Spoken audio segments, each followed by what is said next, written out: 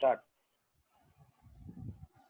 Welcome to our project report presentation on depth reconstruction in stereo, presenting by Gangadhar Teja and K. Paniraj. Coming to the introduction, in this presentation, we will attempt to explain how to extract 3D information from a set of 2D images. The process known as 3D reconstruction is a powerful tool with many applications. It can build 3D models of faces, landscapes, or other objects by calculating depth information based on pixels from 2D images. We are going to talk about depth reconstruction in stereo. Since modern pinhole digital cameras are relatively cheap and accessible, we can see how this solution offers a far more practical approach to 3D scanning when compared with other more expensive technologies. LiDAR to name one. In our specific case, we will investigate the strategy of using stereo images to perform 3D reconstruction. Stereo images means that there are two cameras and two images required to calculate a point in 3D space. In practice, however, 3D reconstruction is not that easy and more steps are required in order to see an accurate 3D point map. In order to effectively perform 3D reconstruction, we have three sections as follows: camera calibration, epipolar geometry, and depth map from stereo images. Discussing on camera calibration, today's cheap pinhole cameras introduces a lot of distortion to images. Two major distortions are radial distortion and tangential distortion. Due to radial distortion, straight lines will appear curved. This distortion is solved as follows. The equation are, which appears here are related to that. The first image appeared here is related to radial distortion. The second is the corrected one of that. Similarly, another distortion is the tangential distortion, which occurs because image taking lens is not aligned perfectly parallel to the imaging plane. Due to tangential distortion, some areas in image may look nearer than expected. The equations are shown below related to. In short, we need to find five parameters known as distortion coefficients given as follows to correct the distortion of camera. In addition to this, we need to find a few more information like intrinsic and extrinsic parameters of a camera. Intrinsic parameters are specific to a camera. It includes information like focal length and optical centers. From hereafter, my teammate Paniraj will take over the project report. Now we are going to talk about epipolar geometry. When we take an image using pinhole camera, we lose an important information, that is depth of the image, or how far is each point in the image from the camera, because it is a 3D to 2D conversion. Here we use more than one camera.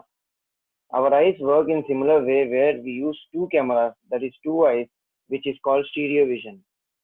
But in our project, we use two stereo images instead of using multiple cameras. The corresponding image shows a basic setup with two cameras taking the image of same scene. In this part of our project, the main objective was to find epilines and epipoles. The projection of the different points on OX form of line on right plane, that is L dash. We call it epiline corresponding to the point X. Our motto is to find the matching point in other image such that we need not search the whole image and just search along the epiline. So it provides better performance and accuracy. Epipole is the point of intersection of line through camera centers on the image plane. All the epilines pass through the epipole. So to find the location of epipole, we can find many epilines and find their intersection point. But to find them, we need two more ingredients: fundamental matrix F and essential matrix E. Essential matrix contains the information about translation and rotation.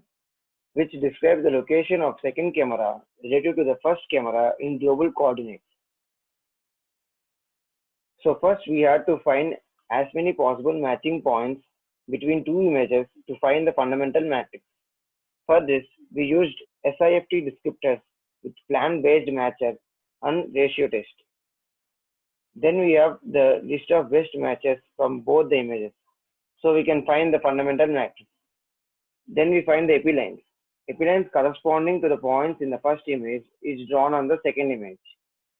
Then we get an array of lines, as we show in the next figure. So we define a new function to draw these lines on the image. So this is the result we get. The above image is the first camera, and the below image is the second camera. The dots represented in the image are known as the epipoles, and the lines are the epilines. Now we come to the depth map from stereo images.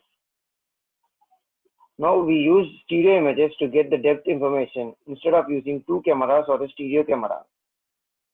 The diagram consists of equivalent triangles writing the equivalent equation, which will yield as the following result, that is known as the disparity.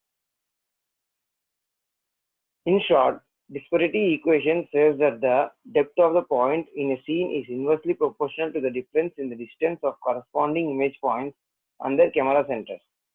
So with this information, we can derive the depth of all pixels in an image. So it finds corresponding matches between two images. We have already seen how epiline constraint makes the operation faster and accurate. Once it finds matches, it finds the disparity. So these are the following results. This is the final result of the OpenCV documentation which we used to do in our project, and we have obtained the similar results. So the right side is the disparity map and the left side is the original image which we took as the data. And this is another example which is used to find the disparity map. This is the data which we used to get the following depth map. And this is another image which we used to get the disparity map. So these are the final results, and the references we used are the OpenCV documentation and ResearchGate research paper about the real-time depth reconstruction from stereo sequences. Thank you.